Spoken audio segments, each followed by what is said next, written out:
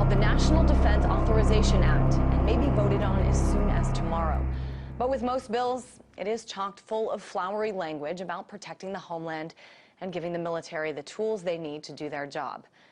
But the bill also does something unprecedented. It gives the president, this one and the next ones, the authority to indefinitely imprison people without charge or trial, both in other countries and here in the United States. But don't take my word for it. Take a look at this. Here is text of the Senate bill. 1867, Congress affirms that the authority of the president to use all necessary and appropriate force pursuant to the authorization for use of military force includes the authority of the armed forces of the United States to detain covered persons pending disposition under the law of war. All right, not exactly simple language here. So why don't I play something for you from one of the bill's backers, Senator Lindsey Graham from South Carolina. This is what he said on the Senate floor a few weeks ago. 1032, the military custody provision, which has waivers and a lot of flexibility, doesn't apply to American citizens. 1031, the statement of authority to detain, does apply to American citizens, and it designates the world as the battlefield, including the homeland. The battlefield, says Senator Graham, is right here in your front yard and mine. And he says American citizens, if they are suspects, well, that they should be able to be detained and held without charge. Why? Well, in the name of information gathering, it seems. We're simply saying that you have the option to make sure that you can put intelligence gathering as the top priority. Now, this isn't just Republicans. The bill's sponsors are Republican Senator John McCain and Democratic Senator Carl Levin, who brings up a situation in which a member of al-Qaeda gets onto U.S. soil and attacks a military base. Senator Levin wants to make sure that that person is able to be detained by the military in that situation. That's the reason. Now, I should mention President Obama has threatened to veto the bill if the indefinite detention without charge or trial provisions are not removed. But an amendment by Senators Mark Udall and Jim Webb to strip those provisions from the bill just failed on the Senate floor moments ago. So what is going on here? Where's all that talk about sticking to the Constitution? It's a question radio host Alex Jones, for one, is asking, so we want to talk to him about it. Hey there, Alex. There's a lot of talk about, there's a lot of talk about this, but there's very few people talking about it as well in the mainstream media. Now, I'll get to the lack of coverage on the mainstream media in a second, but let's just get to the bill itself. What do you make of this? Well, Christine, there's a story inside of this story. I, for 16 years or more, have been pointing out that there is an open plan to start using the U.S. military on the streets of America. And in the MIAC and Homeland Security reports that law enforcement gave me over 3 years ago, it states none of this has to do with al-Qaeda. It's all about returning vets, gun owners, libertarians, conservatives, anti-war activists who are listed as terrorists in these databases. That's in the news today. So the bill itself is incredibly egregious, but it just expands upon the Military Commissions Act and other things where they now kill U.S. citizens abroad and say they'll kill them domestically. So they're setting that precedent, always claiming, well, it's for al-Qaeda because they're so scary.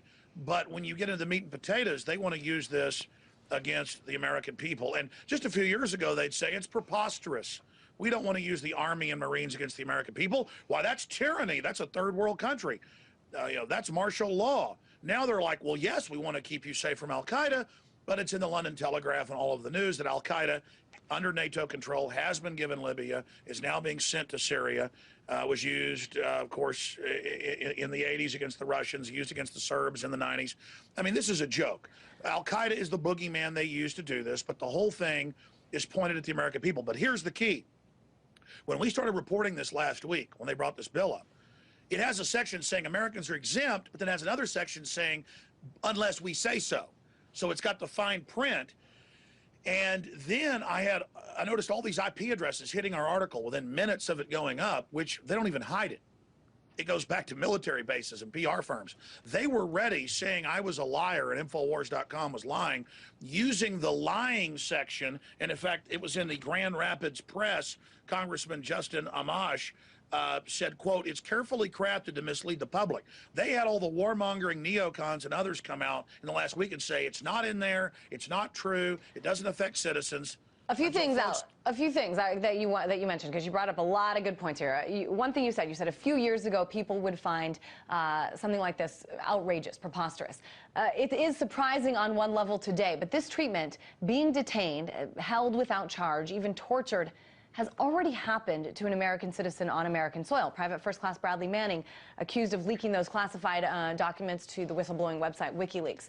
So if this is already being done, what's the point of having Congress vote on it?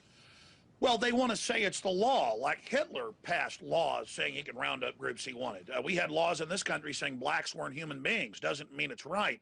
Tyrants always want to say they have the law on their side, but as Marbury versus Madison Supreme Court case states, anything that's abhorrent to common law, the Constitution, or organic law is null and void. They can pass a law tomorrow saying all children with black hair have to show up at the local government building to become slaves. I mean, it's a fraud. We have a right to resist that. And the military-industrial complex, owned by the big banks, has hijacked America. I keep explaining this to people, and now it doesn't just want to dominate the third world or the Middle East or Asia or encircle other countries in Europe.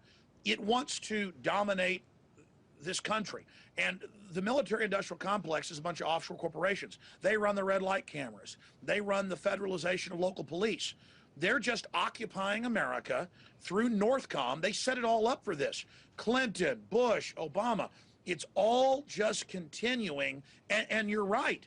Obama is saying he'll veto this because it's getting attention, but he's already gone along with saying they can secretly arrest and torture. And it says in here, you can be grabbed and no one ever even knows where you go forever. I mean, this is literally right out of Stalinist Russia, Maoist China, Pol Pot type stuff. This is right out of East Germany, right out of Nazi Germany. This is 100% naked, classical 1984 in-your-face tyranny, and they sit there and waddle around up there. Congress, it's come out, most of these members who have a 9% approval rating know the American people are awake to them. They say it's legal that they're allowed to insider trade and give government contracts and pass bills for companies their wives and husbands own. They sit up there, most of them blackmailed criminals, and say we're allowed to insider trade, which is a felony. All right, Alex, I mean, certainly that was another big story that we talked about here on RT, really important to talk about, but I really want to stick to this, especially I'm because just saying they're crooks. No. They're crooks that want a military to protect their criminal activity. I'm sorry. That's okay. I want to talk about this specifically and the coverage of it. As we said, this is happening right now. Certainly Congress and what lawmakers is working on is a priority for much of the mainstream media. CNN, MSNBC, Fox, they have congressional correspondents. Why haven't we seen this covered? Because it's a Pentagon-run psyop and the American people are the enemy. America's been hijacked. And listen, we had Pentagon, Department of Defense spammers hit our site when this went up within minutes. They were waiting with the part of the bill that says you're exempt in that carefully crafted deception that the congressman talked about to mislead the public. They were waiting, hitting us within 120 seconds. Okay, so first they said it doesn't exist. Now that it's come out, they're saying, okay, it's good for you, because they don't want this debate to go forward. They want to be able to go in and tell the troops, the carefully chosen cadres, now you're ready to operate in America. Listen, they've been operating for 20 years secretly in police uniform. I've interviewed the people.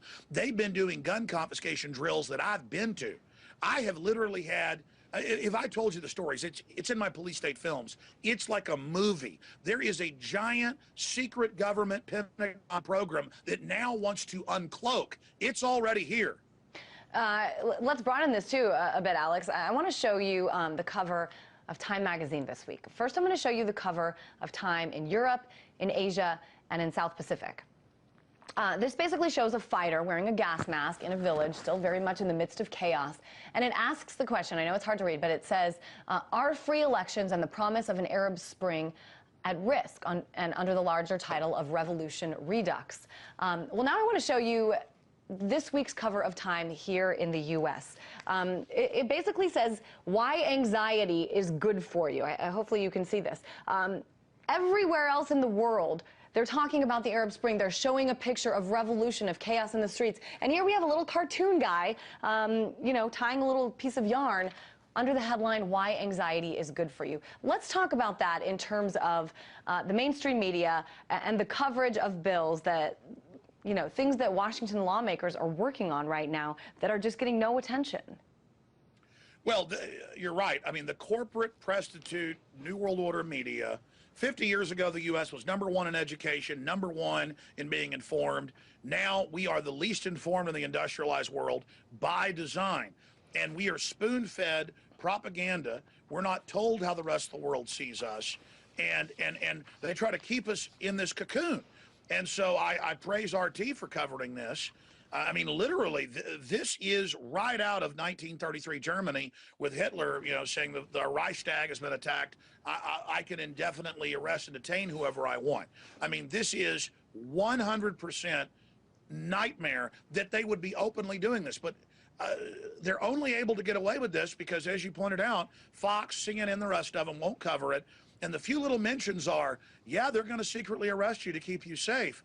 I mean, my God, let's say terrorism was real and not manufactured, most of it. I'm 1,000 times more scared of a big, giant military-industrial complex with snatch and grab teams that can just disappear people, which we know they've been beta testing at the G20 in Pittsburgh. They would have military grab folks off the street and put them in cars. I later learned they were actors, but they would do it in front of the media to test it and to see what the public did. And I learned in London, I learned in Toronto, I learned in other places the G20 tests this. They are scientifically studying us and seeing if they can get away with this, staging snatch and grabs in front of news cameras, and then the news is like not even covering it. And they're like, okay, the media is going to let us pull up and grab peaceful people and throw them in black vans. Let's do it for real. This is scientific psyop. We are under attack, as I've told you. It's not a joke. Mayday, a mayday. I wish people would have done this in Germany in the 1930s. We are in a red level crisis. The people that have seized our government are preparing to launch World War III in the Middle East if their test balloons are successful.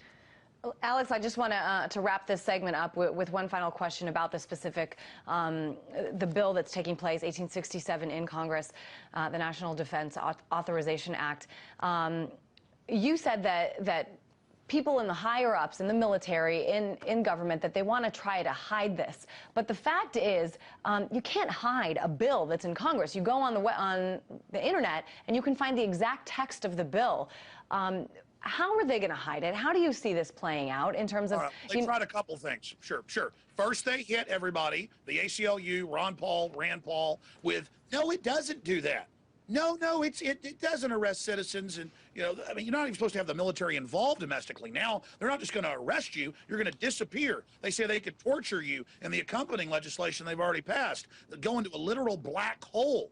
And so first, they run the psyop of it doesn't exist. When we force the fact that it exists, they just let the alternative media, the real media, cover it and hope people don't wake up to it so they can slip it through and then incrementally implement it. And so that's the plan. Listen, from Alabama to California, I have the local news articles. From Iowa to Tennessee, going back at least 5 years, every week they have regular Army and Marines, I have video, at checkpoints, pulling families out of their cars. You pull up with your wife and children, and there are state police with Marines acting like you're a terrorist, dragging you out of the car, searching you. It's all about breaking our will, training us to accept this. This has already been going on.